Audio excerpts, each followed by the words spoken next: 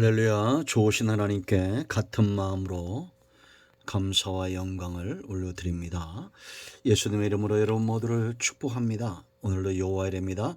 반드시 하나님께서 우리와 동행하시고 은혜 가운데 이끌어 가실 것을 믿습니다. 자, 오늘은 19편 7절로 11절 말씀을 묵상합니다. 기도합니다. 영광을 받으시기에 합당하신 하나님께 영광과 감사를 올려드립니다. 주의 보혈을 의지합니다. 우리의 모든 죄와 허물을 사하시고 주의 이름을 의지하여 간구하오니 말씀을 통한 응답의 시간이 되게 하옵소서. 주의 은혜를 사모하고 하나님을 사모하는 모든 주의 백성들을 하나님께서 기억하시며 하나님의 위로와 은혜로 풍성하게 채우시기를 원합니다. 이 마지막 때, 노아의 때와 같은 이러한 때 우리가 깨어 근신하고 하나님의 말씀에 붙들림 받고 하나님께서 기뻐하시는 삶 가운데 늘 거하는 삶을 살게 하옵소서. 종을 낮추고 겸손하게 하시고 오직 말씀의 도구만 되기를 원합니다. 예수님의 이름으로 사모하며 기도합니다. 아멘. 자, 7절 말씀부터 봅니다. 여호와의 율법은 완전하여 영혼을 소성시키며 여호와의 증거는 확실하여 우둔한 자를 지혜롭게 하며 여호와의 교훈은 정직하여 마음을 기쁘게 하고 여호와의 계명은 순결하여 눈을 밝게 하시도다. 여호와를 경외하는 도는 정결하여 영원까지 이르고 여호와의 법도 진실하여 다 의로우니 금 곧 많은 순금보다 더 사모할 것이며 꿀과 송이꿀보다 더 달도다. 또 주의 종이 이것으로 경고를 받고 이것을 지킴으로 상이 크니이다. 자기 허물 11절까지 보겠습니다. 기독교는 계시의 종교라고 그랬죠.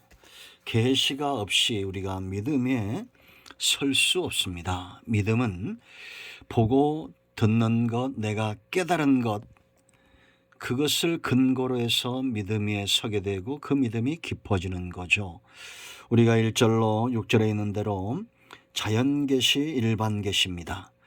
하나님은 백성들에게, 주의 백성들에게 계시하셔야 될 책임이 하나님께 있죠.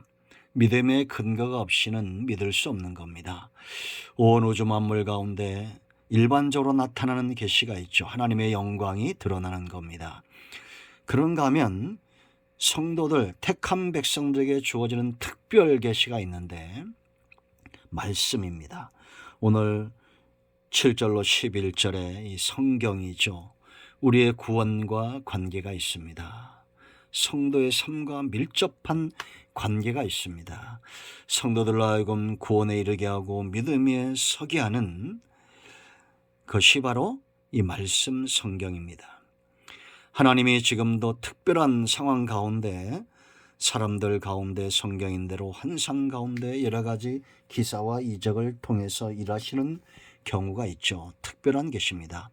그런가 하면 이 기록된 성경도 특별한 계시죠.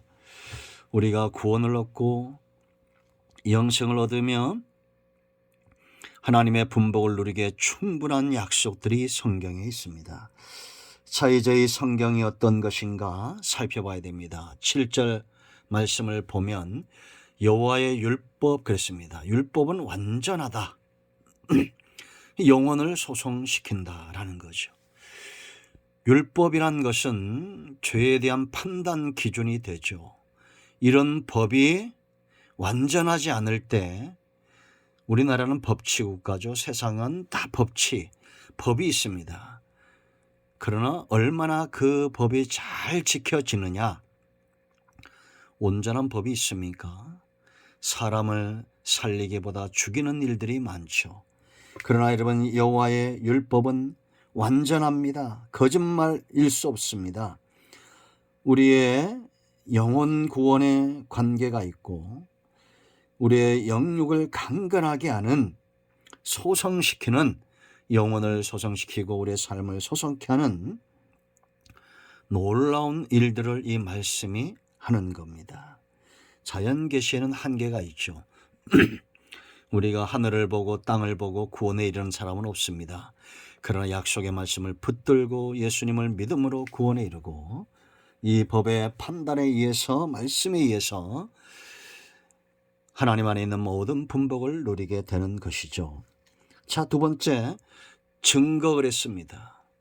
하나님의 말씀이 증거가 된다는 겁니다. 여호와의 증거는 확실하여 우둔한 자를 지혜롭게 한다. 불확실하다면 우리가 지혜를 얻을 수 없습니다. 여호와의 증거, 성경은 증거입니다. 비유적으로 말하면 증인입니다. 증인은 누굽니까? 증거는 어떤 것이 타당합니까? 확실해야 되겠죠. 내가 본 것, 들은 것. 그래야 판단 기준이 분명하게 서는 겁니다. 이게 확실하다는 히브리 말로 아만, 견고하다, 충실하다, 의심할 바 없다라는 겁니다. 마치 분명한 길을 보여주는 이정표와 같습니다. 그러므로 지혜를 얻고 나가는 거죠. 성도는 구원의 길, 생명의 길, 복된 길, 형통의 길, 천국 가는 길에 대해서 성경을 통해서 지혜를 얻은 자들이다 라는 겁니다. 자, 8절 말씀 보세요. 여호와의 교훈, 말씀은 우리에게 교훈이 된다는 겁니다. 이 교훈이 정직하여 마음을 기쁘게 한다. 이 정직, 야샤르, 바르다, 곧다 이런 뜻입니다. 여러분, 이 진리가 진실된 것이 진리죠. 그러니까 기쁨을 얻는 겁니다. 참된 만족을 주는 겁니다. 우리가 정직하지 못한 비진리, 거짓된 것을 통해서 이단적 사상이나 세상의 어떤 학문도 우리에게 참된 만족을 줄 수는 없습니다. 여호와의 교훈은 정직한 겁니다.